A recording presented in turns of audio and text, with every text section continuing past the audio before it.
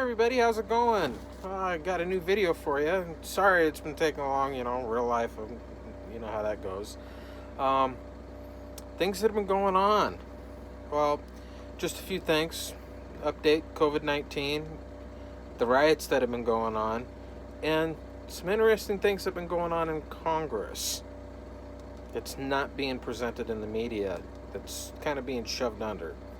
So first we're going to go to the riots. Here in the LA area, they pretty much, and I've said it before, the LA area, they're no spring chicken when it comes to this kind of stuff.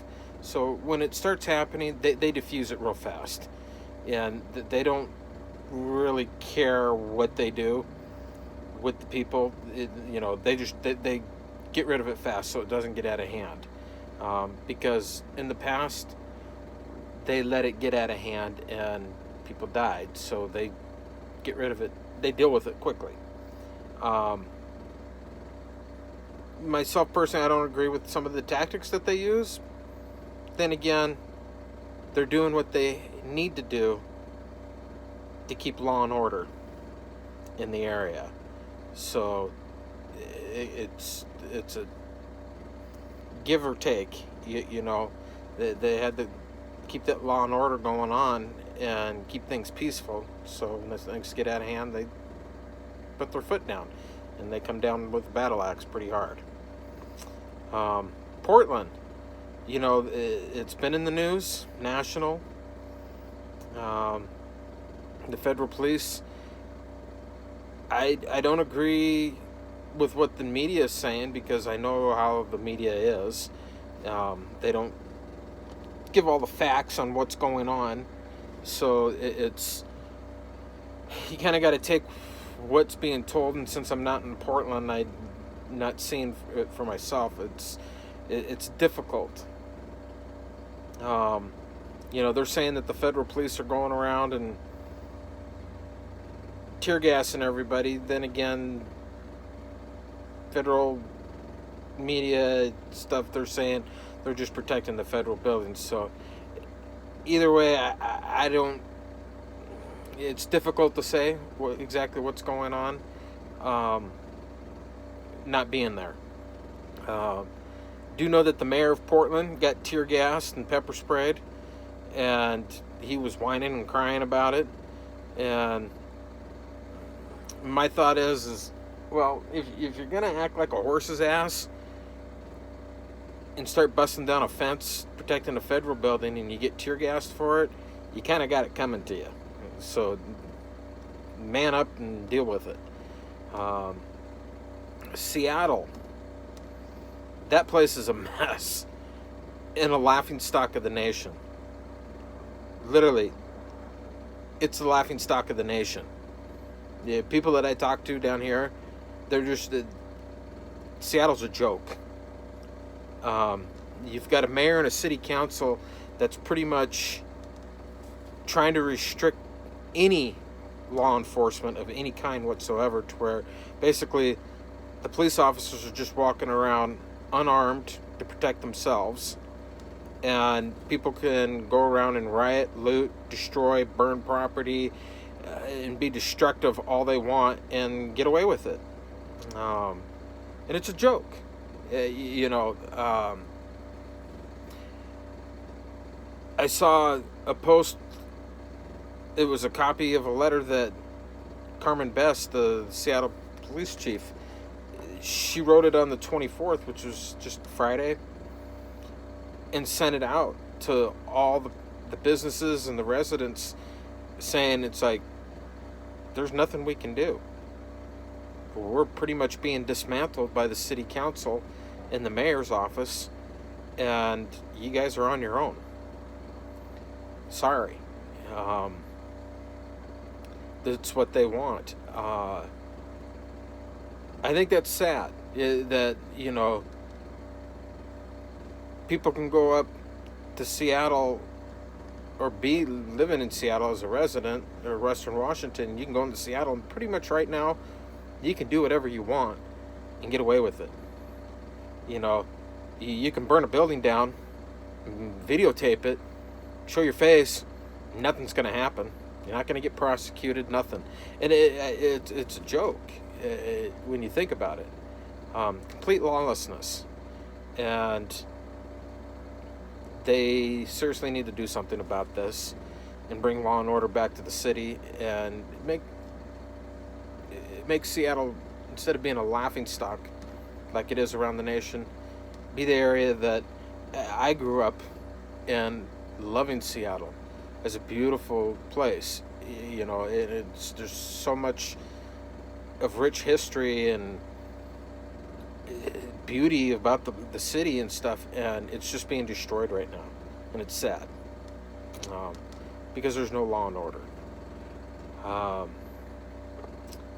Moving on, COVID-19.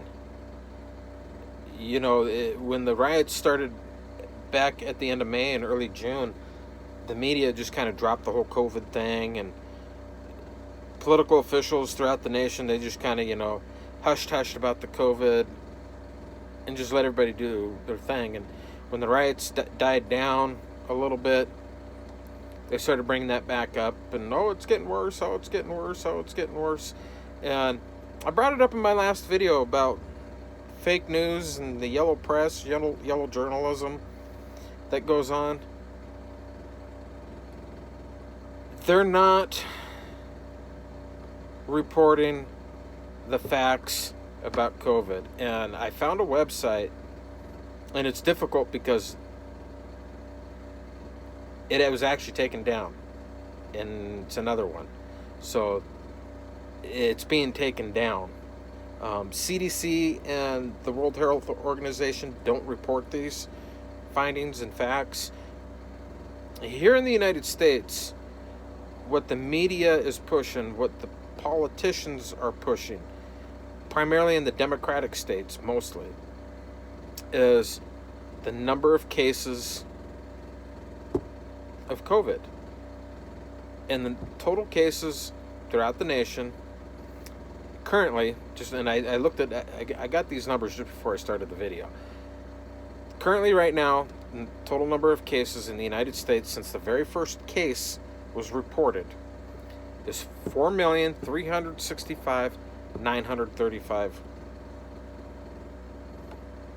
That's it.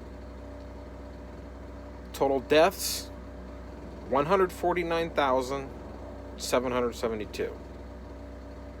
That's what the media is pushing. And every single time there's a new case, they're reporting that case. We got new cases. And it's just, we got more deaths. We got more cases. What they're not reporting, and I'm surprised they're not, because they should be reporting this to give people a better sense of what's going on, is the recovery rate.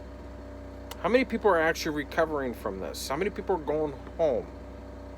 And it doesn't matter the age group or anything, but how many people are actually recovering? And currently, the number of people that have recovered since this all started here in the United States at the beginning of the year is 2,085,469,000.